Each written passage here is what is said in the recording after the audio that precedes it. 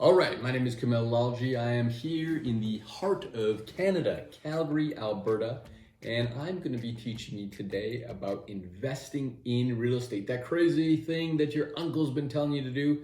It's free real estate. You've been saving your loonies and now you're ready to go, but you don't know anything about mortgages, loans, interest, taxes, insurance, maintenance, management, all of it. And I'm going to teach you how to do some of it today. It's an oversimplification, but I hope you learn. And if you like this type of content, please like, subscribe, comment below. I don't know if this is the right directions of where I'm pointing, but enjoy, and thank you so much for watching. All right, step one, your down payment. You've been saving, and now you're ready to buy a place. How does the down payment work? If you're buying a place in Canada and it's less than $500,000, you do have the ability to put 5% down. If it's between $500,000 and $999,999, you have to put 5% down for the first $500,000, 10% up to almost $1 million. If it's over $1 million, then you are rich, my friend, and you've got to be putting down at least 20% down on everything over $1 million. Anything under 20% is insured in Canada through one of our two major insurers, CMHC being the most common and known one. If you're putting less than 20% down, you actually have to pay an insurance premium on top of your mortgage, which can range, and it always changes in numbers, so I'm not going to give you the quotes, but check out cmhc.com probably, or Google CMHC. Step number 2 is building your credit score. Look, in all honesty, it doesn't matter how much down payment you have if your credit is non-existent or bad. Having a non-existent credit is better than having bad credit, but building your credit score is super important. In Canada, having a credit score between 620 and 680 is the minimum you'll need to qualify. You can have a lower credit score if your income to debt ratio is better than not, and if it's not as good, you can have a higher credit score and still qualify for the same mortgage. If you want to learn more about credit scores, how to build them, the tips, the tricks, all that stuff, click on the links somewhere here, and we will teach you all about that. Step number 3, finding the right property within your budget. There are so many options for properties. You could buy a condo, you could buy a townhouse, you could buy a single family home, you could buy an acreage. There's so many different things, and you really need to analyze the total revenues, the values. Best is really to consult your local real estate agent in whatever geographic area you're in, because real estate purchases and the incomes are quite nuanced and different depending where you are. The key though is going to be finding something that has a higher revenue than the actual cost.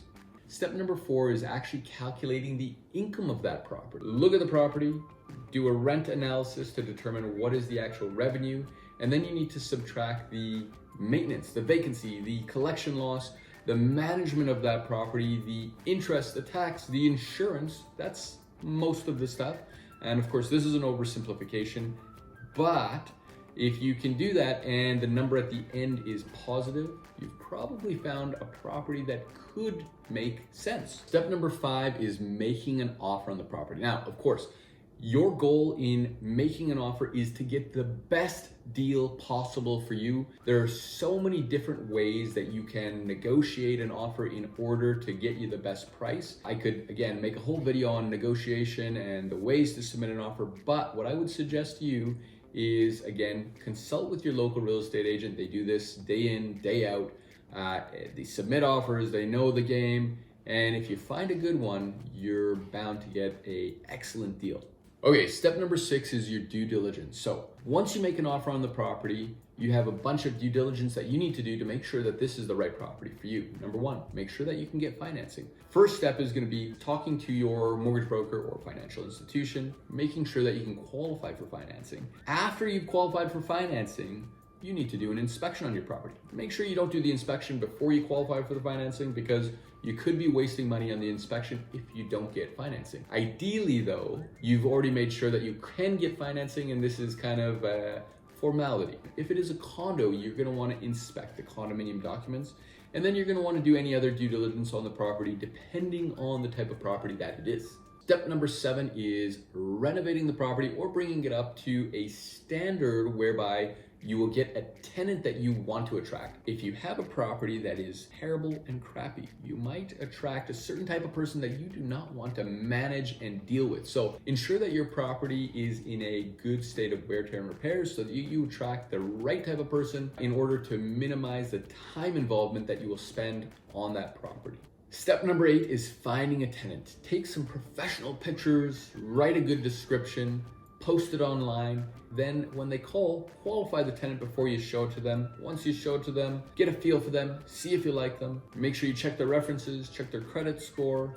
And then once you're happy, sign a lease with this person or these people. Hopefully you found someone that you like, who's gonna stay there long term, who's gonna pay you rent on a timely basis, and someone that is easy to manage.